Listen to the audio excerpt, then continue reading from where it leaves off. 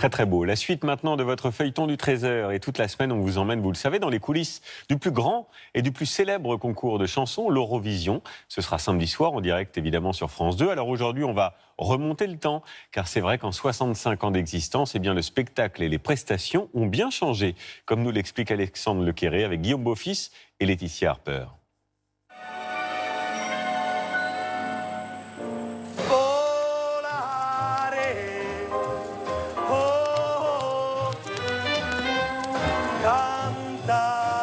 Dans l'histoire de l'Eurovision, il y a les tubes, mais aussi les chansons insolites.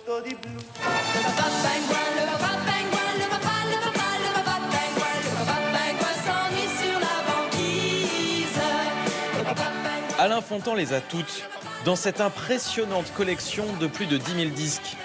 Depuis les années 60, ce passionné déniche les 45 tours de tous les candidats, même les plus improbables.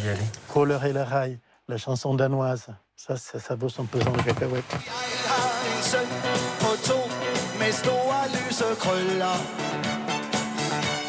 Tommy Zebak, c'était une superstar au Danemark. Il a représenté plusieurs années le Danemark, mais il buvait. La Malfinée.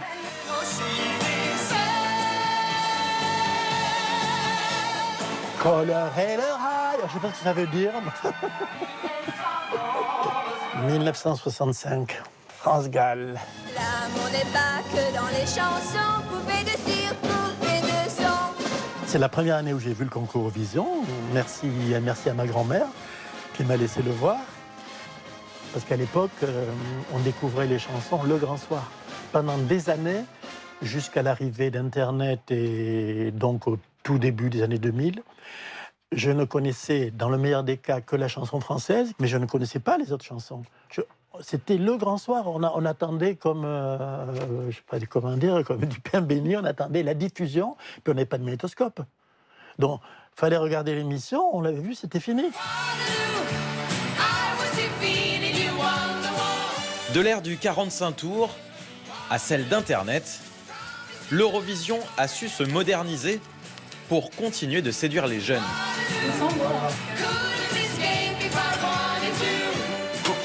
Nous sommes chez Frédéric Feder, animateur radio et formateur. Aujourd'hui, il a invité une de ses étudiantes car ils ont une passion commune. Je vais te montrer. C'est un super joli livre. Ah ouais. Depuis 1956, depuis la première Eurovision, Ouais. jusqu'en 2015. Tu vois?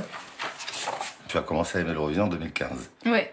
Et du coup, ta chanson préférée de l'Eurovision, c'est? Comme un enfant aux yeux de lumière qui voit passer au loin les oiseaux.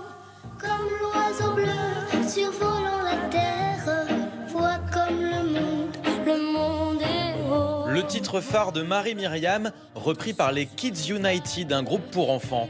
Voici ce qui a remis au goût du jour cette chanson. Et j'aime beaucoup ce qu'ils ont fait et j'aime beaucoup aussi le titre original de Marie-Myriam. Et là, c'est comme ça que je suis tombée amoureuse de l'Eurovision. Blanc, blanc, innocent, le sang du poète. Ça, c'était avant, quand il n'y avait pas vraiment de mise en scène. Oui. Puis le jour où les mises en scène sont arrivées, eh ben, on s'est intéressé aux mises en scène et on s'est dit, ah, peut-être la chanson n'est pas aussi bien que telle chanson ou telle chanson, mais il y a une mise en scène qui vaut le détour. Alors forcément, ça a un petit peu agi sur les votes. Puis alors ensuite, quand on est arrivé à la pyrotechnie, maintenant ça devient grandiose. Parfois, la mise en scène peut aller très loin, avec costumes et feux d'artifice pour ce groupe finlandais.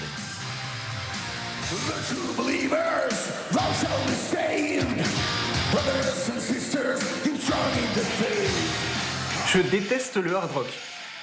Mais dans cette prestation-là, comment ne pas être emballé en fait par la chanson de l'ordi, quoi.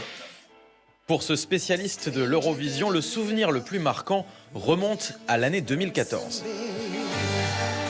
Pour quelqu'un qui ne suit pas l'actualité du concours et qui découvre l'Eurovision le soir de la finale, avec cette caméra qui s'approche vers Conchita, de loin on voit la silhouette d'une femme, et d'un seul coup les spots s'allument, l'image de la femme à barbe.